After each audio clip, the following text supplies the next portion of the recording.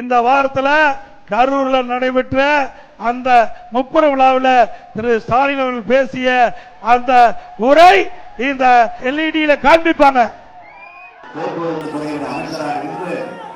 அந்த துறையில நடத்துனர் பணிக்கு 3 லட்சம், மெக்கானிக் பணிக்கு 6 லட்சம் என்று கொடுத்து ஏமாந்திருக்கக்கூடியவர்கள் லட்சக்கணக்கான இது குறித்து 48 பேர் புகார் கொண்டிருக்கிறாங்க.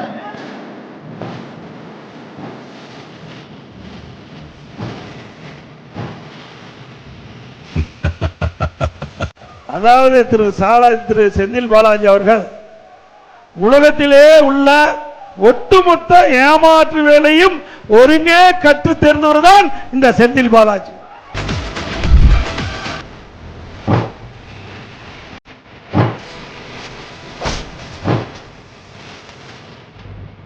தேர்தல் வந்து அழகா பேசுவாரு, அவருடைய பேச்ச கேட்டா அப்படியே மயங்கிற மாதிரி இருக்கும். மயக்கத்தில் ஓட்டுகளை பற்றி அப்படியே அந்த பெல்ட்டி அடிச்சிருவார். அதுதான் செந்தில் பாலாஜியுடைய வழக்கம். அதே போல ஒவ்வொரு சட்டமன்ற தேர்தலையும் ஒவ்வொரு யுத்தியை கையாளுவார்.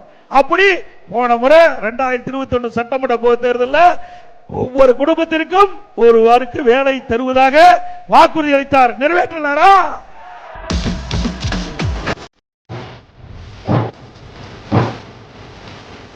ஏழைகள், ஏழை தொழிலாளி, தாழ்த்தப்பட்ட மக்கள், அவர்களுக்கு ஏற்கனவே குடிசையில் இருந்தா அந்த குடிசைக்கு பதிலாக காங்கிரீட் வீடு கட்டி கொடுக்கப்படும்.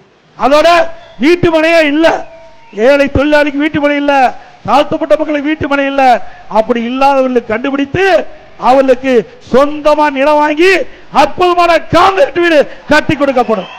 செந்தில் பாலாஜி போல நாங்கள் ஏமாற்ற மாட்டோம். ஏழைகளுக்காக தொடங்கப்பட்ட கட்சி அண்ணா திமுக கட்சி.